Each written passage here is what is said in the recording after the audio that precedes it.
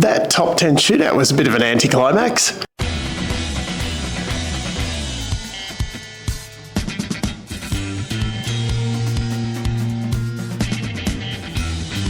Well, the big news of the day, of course, the top 10 shootout getting cancelled due to water on the track. It was a bit of an anticlimax, very, very disappointing, but I can totally understand at this point of the weekend, the last thing we want to see is one of the top guys, spear off and write off one of the cars. The session would end up getting delayed because of things like that. It's a very real likelihood of something like that happening with the guys obviously pushing to the limits. So, it's not something we want to see, but it is understandable. We did get to see some running today, though, at least. So we had practice 5 where Kurt Kostecki finally put that tradie car in the wall. The guys have been trying to do that all weekend. As I said yesterday, I haven't got enough fingers on my hands to count how many times that car went off the track. Finally, they did it. It was only a light tap. They basically licked the stamp and sent it when it got back to the pits. But they've been trying. It finally happened.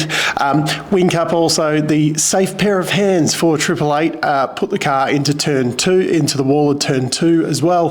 There was a little bit more damage on that one. That's taken a little bit longer to repair for them. And Aaron Seaton put the MSR car hard kind of into the wall just before the dipper.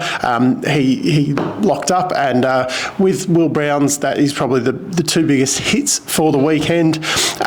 Caruso buried it in the sand right at the end of the session. So that one, another one that ended 5 minutes early. In that session, though, a little bit surprising, Dale Wood was the fastest from Coulthard, Jordan Boys, Declan Fraser, and Matt Campbell. They're actually really doing well. Shout out to Warren Luff in 6th as well. DJR cars and Triple Eight cars were not on the pace that we expect from them from that session.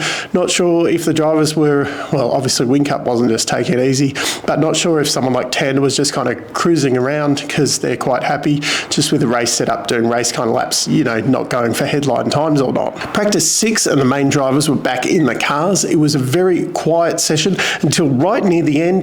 Co-driver Jordan Boys, who's been the quickest in that car this weekend most of the time, he put it in the wall, and the session got red flagged and ended, but only 20 seconds earlier this time. The usual suspects were up the front, of course, Mostert, Shane Van Gisbergen, Davison, Waters, and then Reynolds. That number 26 Penrite car, although it's starting a little bit down, they are looking really strong at the moment. So the starting grid tomorrow will be Waters off pole, Holsworth on the front row with him, then Mostert, Stanaway, and Davison, and then a lot more cars down the grid.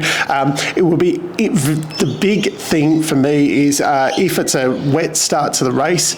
Typically now the co-drivers usually end up in the car for the first stint so that we can get the co-driver laps out earlier. If it is a wet start, whether any of the guys do put the main drivers in, I would suspect quite a few down the grid would be more comfortable putting the main drivers in for a wet start, and then you'll have this for probably the first 120 or so laps of the race, where you've got a very mixed field of main drivers and co-drivers, which with differing abilities, we'll just say, could be very interesting to see how that goes. Of course, all the main drivers will be in towards the end of the race, it could be very interesting for the start of the day if it is a wet start, how they decide on that.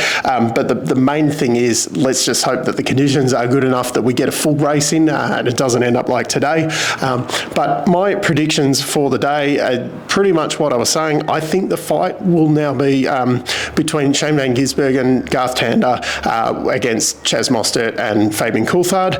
I think the other guys that are going to be fighting probably for the third spot on the podium will be the Davisons, Waters and Moffat, Reynolds, Campbell, Brody Kostecki, definitely not the other Kostecki car, and Percat and Luff. They've just been, Percat hasn't been doing too bad. Luffy's just been there or thereabouts in all of their practice sessions. They're my dark horse for the podium. Of course, I did say, I think in the predictions video that, course, anything you say, and then Luff he'll end up in the podium at some point. But I suspect that car's a bit quicker than what their pace has really shown. I think they've just been kind of flying under the radar. I could be totally wrong, but I just get the impression that those Walkinshaw cars have got a lot of pace in them, and they've just been kind of flying under the radar a bit. And I think as well that Van Gisbergen and Tander as well, they haven't really been. Other than that, in that first co-driver practice session, Tander's just been flying under the radar a little bit. That's the impression I get with those guys. I think they've got a lot of pace in those cars. But of course, tomorrow night we will know all the answers. It'll be easy to look back and say, oh, you know, I got this right or I got this wrong anyway.